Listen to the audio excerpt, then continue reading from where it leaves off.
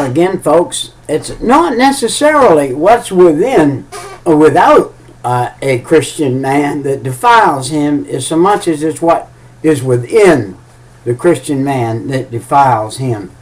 We can have ungodliness within us if we're not careful. We need to search out, after salvation, we need to search out ungodliness within us. If we're unchristlike, if you do something that is unchristlike, immediately the Lord will strike your heart and you will know, well, I shouldn't have done that. Or if you begin to study the Bible and begin to read the Bible and you begin to see some things in there that it says not to do or to do, if it says something to do and you do not do it, then you are guilty of not doing it. And then if you do things that you're not supposed to do, then you're unbecoming. And to be an unbecoming Christian in an unbecoming way, then it becomes unrighteousness, and people take it, and I consider you not a true Christian, an untrue Christian, because they see hypocritical things within your life. So we need to be careful not to be hypocritical. We need to be careful not to use curse words. Words that sound like cursing or euphemisms of cursing. We are not to do that. We don't need to.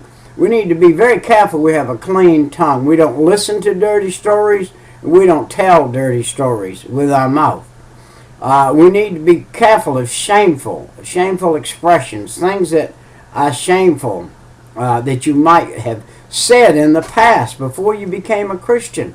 Now that you're a Christian, you don't use those shameful expressions or unkind deeds. You don't do unkind things to people and people around you, or unholy relationships. Be careful of your relationships. You're at work, and perhaps you've been a man or a woman who put your hand on the opposite sex in a way that is not proper. And you be careful. You don't do those kind of things anymore. Now that you are a Christian, those are very unprofitable things for you to do. You don't do those things anymore. And be careful of these relationships. Defile the hand. In other words, you used to work at a place where everybody got a pen every day, and you got a pen that belonged to the company. At the end of the day, you put the pen back in the pen box instead of in the pocket. If you carried home a pen every day, everybody in the office knows that you're carrying home a pen. Everybody in the office knows that you're walking out with stuff that you're not supposed to on a daily basis. That's called stealing. But you've asked the Lord to save you. Now you become a Christian. And you're not to do those things anymore. Filthy thoughts are one that are very difficult today, in this day and age. Filthy thoughts can enter your mind just walking by a TV set, just seeing a commercial. Not very long ago, this morning, I was up watching the news, and along came a commercial.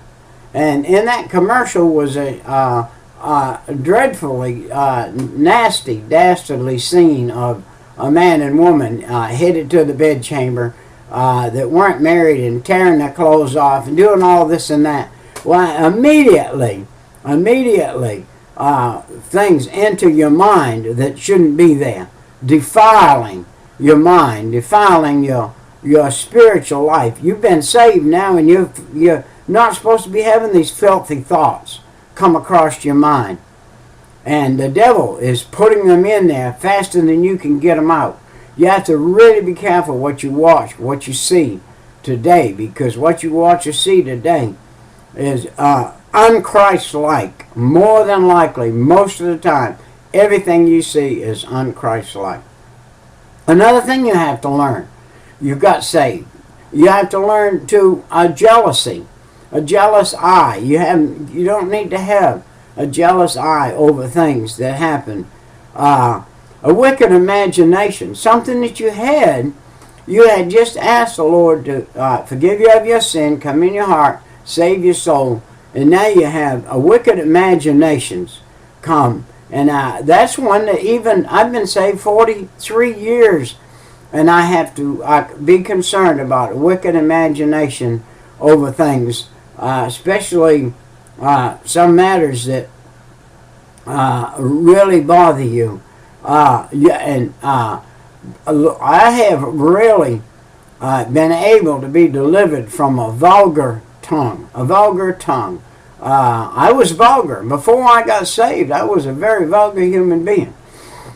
Swearing and cursing and saying things that shouldn't be said. And I have not been defeated in a while over this vulgar tongue thing or anything, because the enemy will come and defeat you during a daily basis with these things, that the wicked imaginations, vulgar tongue, and a jealous eye, and a collusioned heart. Wow. Your heart, careful, keep your heart from things that would be filthy or be unjust or be would affect you shamefully. Shameful activities. Don't do shameful activities. Be very careful. Now that you have asked Jesus to forgive your sin, you become a Christian, and you have started out on this road. You have to put away immorality. You have to put away hatred. You have to put away resentment. You have to put away all the things that were natural to you. They were natural to the devil. These are things natural to the devil, are not natural to the Christian. They are not natural to the Christian. They are unnatural now that you've got saved. All the things you used to do. And do you know that you're still in a world with people who wear the same clothes you wear? They shop in the same stores you shop in. They do the same kind of work you do in. They drive the same kind of vehicle you drive. They go the same places you go. Many other places. There are some places now that you got saved you don't go anymore. I don't go to the poker game anymore. I don't go to the liquor store anymore. I don't go to the area in the store that sells uncouth things. I don't go to a store that sells things that are promiscuously developed for the wicked world of today, what I used to be. Now I go to the clean part of the store, to the good things.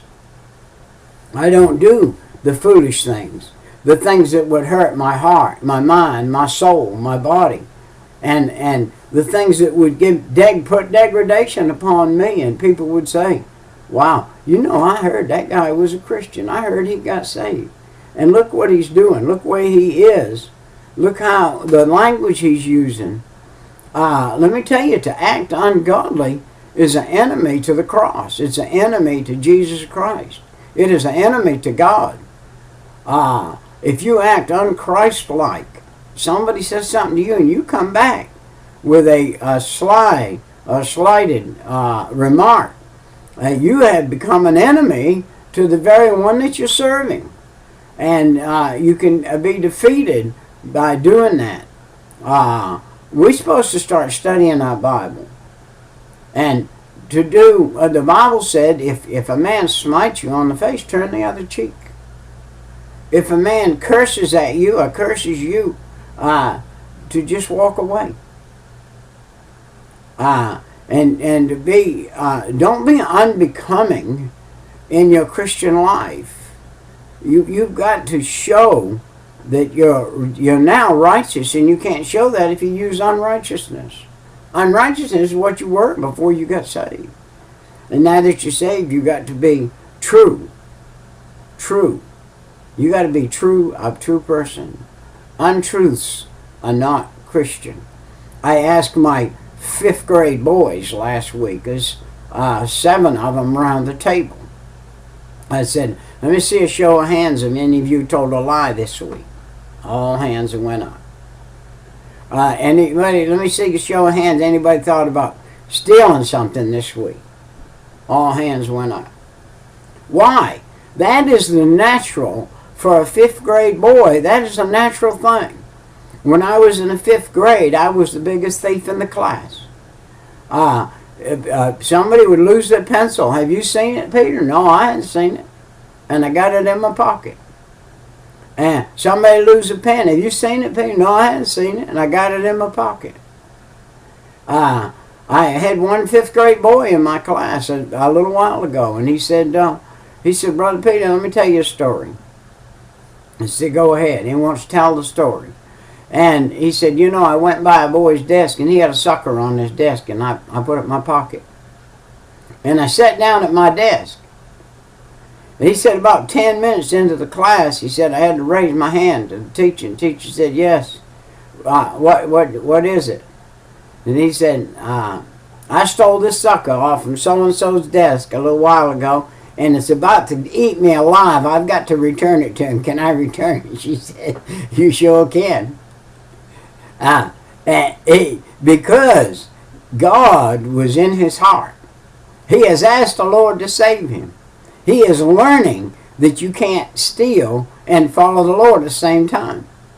You can't live with that. So you need to not do those things. You have to be careful of every word. Every word that you say, be careful. Be careful of every story that you tell, that it's clean, that it's honest, that it's true.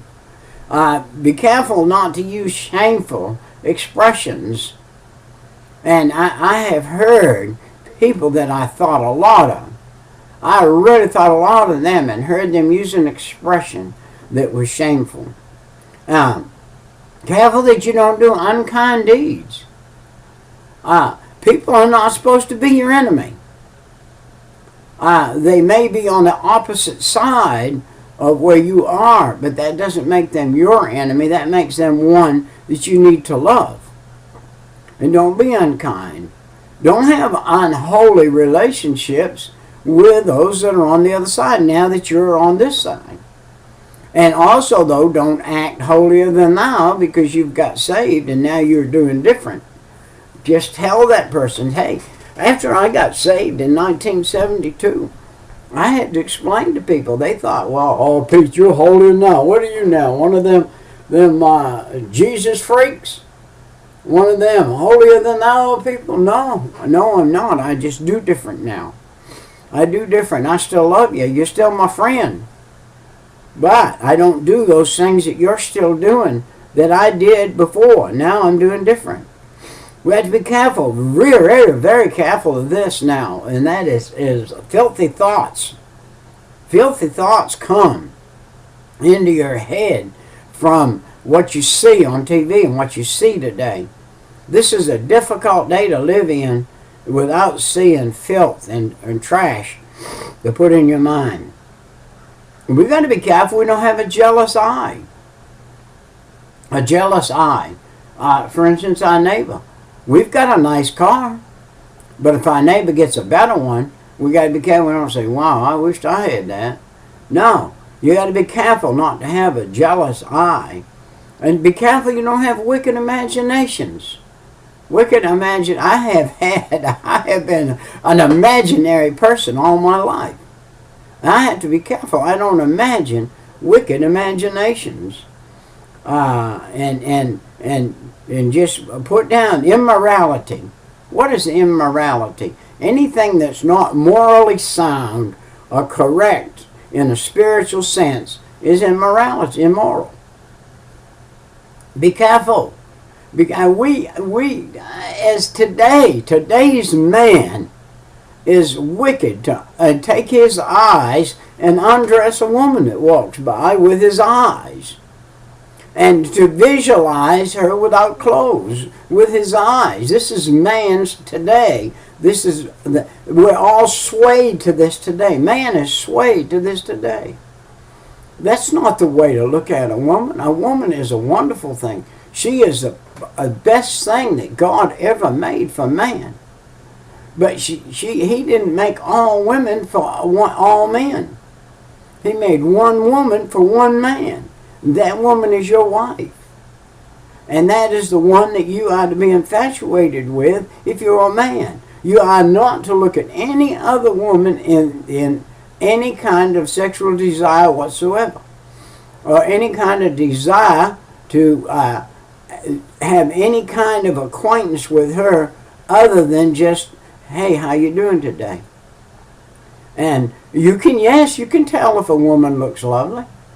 You can tell if a woman's pleasant to look at. But that's not your duty. Your duty is to not be looking at her as a pleasant woman to look at. And that's called immorality. And it's an enemy to Jesus Christ. It's an enemy to the cross of Christ. It's an enemy to God the Father. It's an enemy to the Christian. Hatred is and resentment is an enemy. It will destroy you if you allow it to. If you're not careful, you can come home discouraged after being out of a day in this world, and you're a Christian. You've asked Jesus to come into your heart, and he has abolished all of the bad things in your life, and you allow these things to happen to you. When you get home in the evening after a day out, you can be discouraged over and defeated over things that you allowed to become in your life. The insufficiencies of a human being in the Christian area can destroy you if you allow them to. You need to come on. You need to ask God to forgive you moment by moment, hour by hour, day by day. Continually ask God to put asunder these things that you once were and once did, and so that you don't have to come home disappointed in yourself. And you know, if you get disappointed enough in yourself, it'll cause you to be despaired. And here you are, a Christian. You ain't supposed to be in despair. You're supposed to not be desperate about anything. And so you need to put away these things. Put away the ungodly things out of your life. Do not do them. Do not be dishonest. Do not be selfish or think self thoughts for yourself and not the other. Do not be greedy. Do not be greedy. Do not be envious of another person because he's got something you haven't got.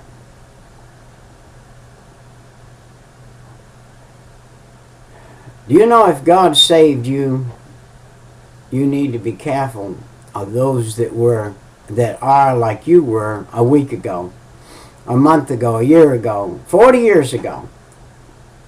If God saved you, what you need to do is you need to recognize in other people what you were, what you had, what you did, how you were, and help people out of there where they were to where they're going to be one day. Help them get started on the way.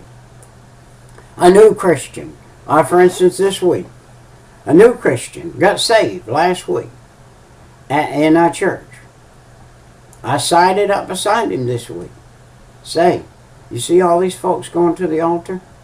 Yes. Now you have that right. You have the right to get out of your seat and kneel before God in front of people with no hesitation. You have that right. You have the right to pray for somebody. You have asked God to save you. Now you have the right to pray for somebody else. And help them out of their seat. Help them to break that enemy of being worried about what somebody might think of you. You have to worry about the thing that you once may have had in your life. You may have had that selfishness or that greed or dishonesty or those things you had in your life. You need to do away with all of those and come out. Do you know that at one time you appeared as an atheist, even if you weren't? That is one who believes there's no God, or that you are your own God. At one time, you acted like an infidel, a person that says no God for me. At one time, you acted like, if you're saved now and you're further away from God than you were at one time, you're a backslider. You're backslidden. If you were ever closer to God than you are right now, then you're a backslidden. And you're harmful to people around you, because they say, well, if he's a Christian, I don't want to be nothing like him. I don't want what he's got. So you got to be careful that you're not backsliding and acting like a humanist, or acting even like a Satanist. Somebody who's against God, against Christ, against everything, acting like an unbeliever. Boy, you got to be careful. You don't throw things. When you hit your thumb, you know something. You're not supposed to even have cuss words in your heart. If you hit your thumb, somebody asked me one time, said, Pete, what happens if you hit your thumb with a hammer? I bet you cuss. I said, no, I don't. You know why? I don't have it in my heart anymore. I used to have cussing in my heart. It's not there anymore. It doesn't come out of my mouth now because it's not in my heart. The Bible said what comes out of your mouth is in your heart. So it doesn't come out anymore. Do you procrastinate? Say, I've been going to go to church Sunday night now for 2 years and I ain't made it. I've been going to go to Wednesday night meeting, but I ain't made it. I've been going to go to Sunday school. You just got to get up an extra half hour early to go to Sunday school. Listen, are you a procrastinator, a spiritual procrastinator? Have you been saved and you're procrastinating to do something? Say, as the Lord spoke to you and said, you could be a Sunday school teacher. And you ain't even got in Sunday school yet. Or once you get into Sunday school, the Lord says, you could be a Sunday school teacher. Set out to do that. I personally, in the fifth grade boys right now, I have no stand-in for me. I've been working for 1 year, solid, for 1 year. For 1 solid year, I have seeked out to find somebody to come up and say, hey, Pete, I want to come in your class with you and be a stand-in, a backup for you. Haven't found that person yet. Haven't found one that God has put on there. We got to be careful that we don't teach false doctrine. How do you not teach false doctrine? You know what true doctrine is. If you get in the Bible and know what true doctrine is, you won't teach false doctrine. So we've got to know what true doctrine is. So we've got to be careful that we don't practice false religious things. False religious things. Things that have crept in unawares to people that do not know the Bible like they're supposed to know it properly, and they're teaching improper. And then if you're not careful, you pick those things up and you end up with a false doctrine. For instance, can a man get lost after he's saved? Absolutely not. You get saved one time, just like you got born one time. And the second time you got born, when you said, Jesus, forgive me of my sin, come in my heart and save my soul, now I'm spiritually born. That's a one-time thing. Do you know what that does? That writes my name down permanently in the book of eternal life in heaven. How can I lose that? Can I backslide and lose my salvation? No. I can backslide and lose my joy and my peace. I can even lose my testimony. But that doesn't change the fact that my name's written down. And I can end up in the hospital. I can end up with a miserable, a wicked, hard life by denying that I've got my name written down in that book of life and acting untrue to what I am, practicing wicked rituals that are not Christian works, but they're the works of the flesh and not the works of the Spirit. You'd be like the guy that built his house on the sand. And the wind and the rain came and blew his house down. I know people who truly, at one time, we're Sunday school teachers, at one time were following the Lord great. And they got off on the football games on Sunday. And they got off watching the football games and doing the football games. And missing church. Next thing you know, they backslid. Were they saved? Yes, they were. Are they acting with unrighteousness? Yes, they are. But their soul is secured. Their body is miserable. Their life is miserable. Their home life is miserable. Their whole life is miserable. And will be until the day they die if they don't repent, turn from their wicked ways, and rebuild that which once they had. Be careful of these false doctrine people. Be careful of creating strife and tension and division and enemies. Constantly criticizing, condemning things. Nothing's right. Make sure that you do not come against anything in your church. If you're not doing anything in your church, you do not have a right to say one thing about somebody who is doing something. A guy teaching Sunday school, you say, well, if I was a Sunday school teacher, I wouldn't do that, I wouldn't do this. And you're not doing anything? You better be careful. You're in a dangerous place.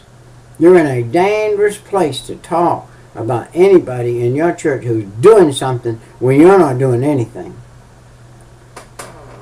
You're like a thief and a liar. When you're not doing anything, you're like a thief. Because you've been called to do something. You've been called to do something. You've been called, the first thing to do is tithe. 10% of your money. If you're not tithing, you are a thief. And if you are a thief, you're going to be treated by God as a thief. And God's not going to bless what you do. If you're not giving Him the 10% that is due Him, then you are a thief, and you're going to be treated as a thief. Are you a murderer or a slanderer? The Bible said if you hate your brother, you've already committed murder. The Bible said if you slander, you're an enemy to the cross. You're an enemy to the church. Do not slander the church. Do not slander people of the church. If you are a Christian, be careful. A blasphemer or a gossiper, are you one of those? Do you blaspheme by speaking against somebody in the church? Or do you gossip about somebody in the church? You need to go to them if you've gossiped about them. Say, hey, I'm the one that told that about you or said that. Be careful how you use your tongue. Wow. Adultery and fornication, two things that are today prevalent in almost every man, woman, boy, and girl today that's of any kind of age, working this adultery and fornication. The Bible said if you look at a woman to lust after her, you have already committed adultery in your heart. Fornication, that's actually committing the act of adultery. And the Bible said if you have already done it in your mind, you are already guilty of it. Wow. We've got to be clean, my friend. We have got to clean up our minds, clean up our hearts, clean up our life. Put away the things the devil has brought on. The idolatry of the world today is to look at everybody as a sexual object rather than a means of getting the gospel out. Wow. At one time, I was an alcoholic. An alcoholic. What does an alcoholic do? He drinks day and night. He involves himself with alcohol of some type or something day and night. We have we are a world of drug addicts today. We are nationwide, worldwide. drug addicts today. You don't know who's who. You don't know where their mind is, where their life is doing drugs. Perverted people. Perverted people. Man with man, woman with woman. Perverted. We are a perverted nation today. Totally perverted. We need to change that by getting to the cross of Jesus Christ. And if you have got saved lately, my time has come and gone. This Brother P with tidbits from the Word. If you have got saved lately, start following the salvation life and put down all these things that are against you, and God will bless you in your life.